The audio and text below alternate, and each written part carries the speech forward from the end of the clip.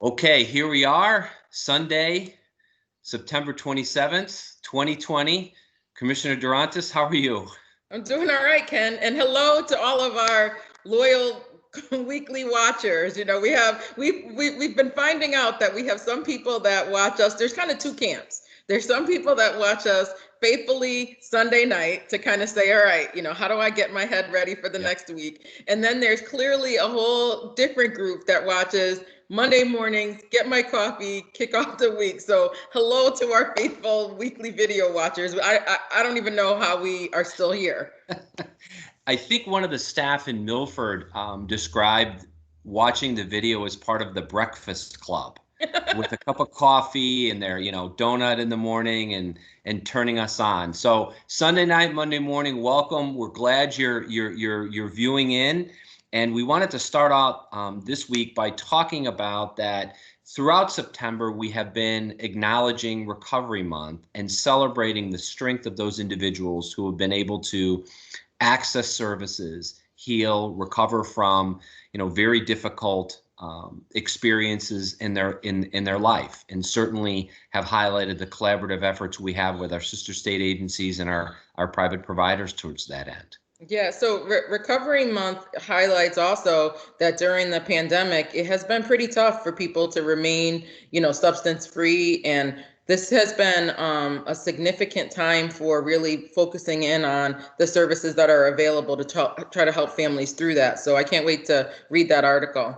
Yep. And our Spotlight on What's Right newsletter is going to come out most likely Tuesday. And we highlight some aspects of Recovery Month. First of all, with a wonderful story about a young mom out of our Willimantic office who, despite some very, very adverse circumstances in her life, was able to gain help and strength from family-based recovery through CHR. And she tells a wonderful story about how now she's living a life that she never thought she could lead with her little boy. And we have a very powerful piece written by one of our own staff about her experiences and the experiences that she had with a nephew who struggled for many years. So as much as we know substance use affects 70-80% of the families that we are working with, this is also an opportunity to really look at the power of the human spirit in healing. And how much extended family plays into those stories. The story you talked about, the young woman in FBR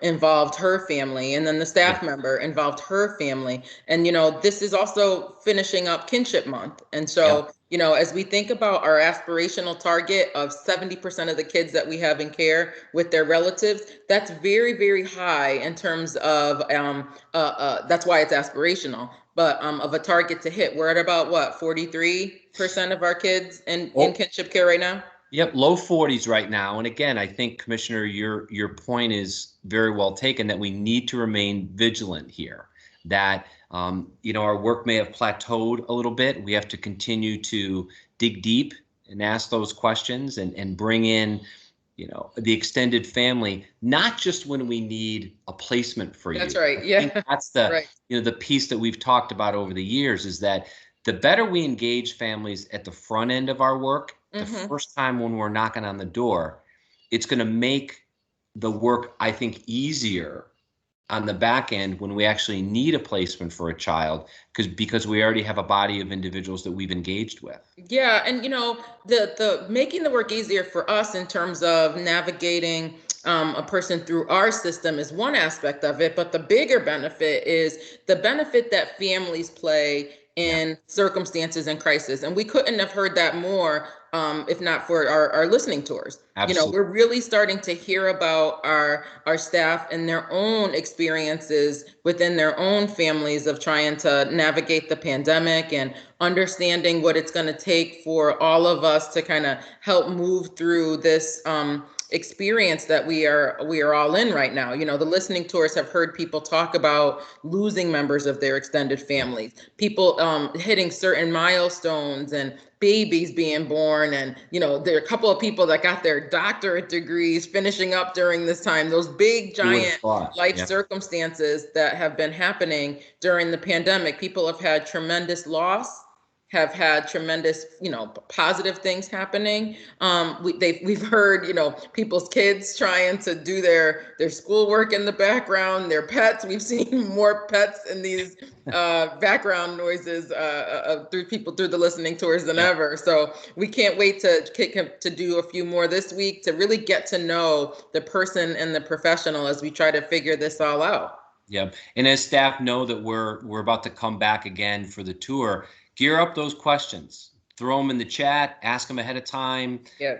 We have celebrated the accomplishments of every level designation of the workforce in our facilities and our regional offices. So they've been really great. And along that theme of collaboration and kin and protecting kids, this Tuesday, we have our Family First relaunch, in which we are bringing together over 250 of our community partners and our DCF leadership staff to talk about that work and to talk about the principles of Family First and where we stand in developing Connecticut's prevention plan to ensure that the right youth and the right families have the services that they need given their unique circumstances, even well before a call is made to our care line. And I think that fits so nicely into the themes of Recovery Month and Kinship Placement Month as well.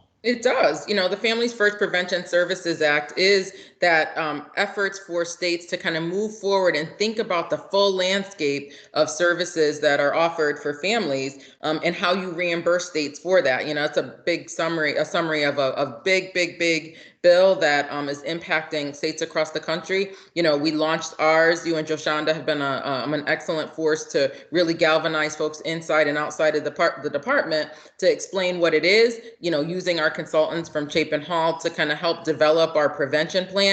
And now then the pandemic hit, so we had to push out our timeline for our the Connecticut plan. But all of the people that have been around the table before the pandemic made us navigate the ins and outs of the pandemic so much more fluidly because we had established those partnerships. And so thinking about our full service array, thinking about, what it will take for Connecticut to recover, not only from the pandemic, but for the long haul. I think the Family First work really is a highlight and a testament to the resolve of all of the stakeholders involved, of which we are just a small part. So excited to relaunch that this week.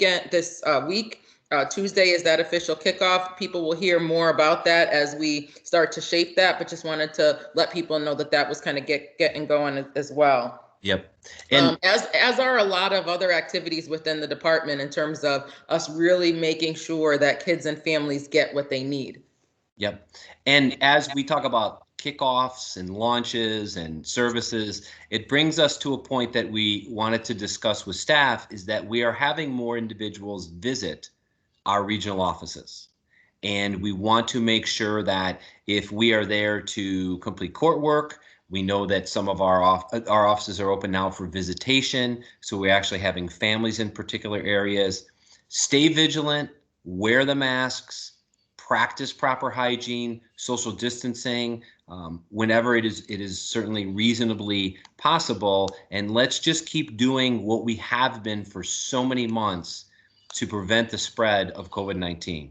Yeah, make sure too, we have to try to control the number of people that are in offices at any given time. So if anybody, who's listening, or if you know that someone is planning on going into the office a day or two, or even those folks that have been going every day, sometimes it's important for us to recognize that, we're one person, but we make up a body of people in any individual location. So, if you're going into an office that you haven't been in for a while, make sure your chain of command, or at least your supervisor, office director, know who's going in there, because they have to keep track of the percentage of people in a building at a particular time. Because what we've learned through our contact tracing, which we kind of have down to a science now, we're about to do the stats for the week, that it's hard to know who was in the building at one particular time if there's too many people coming in and out. So just really being mindful of recognizing all of us doing our part to keep the numbers down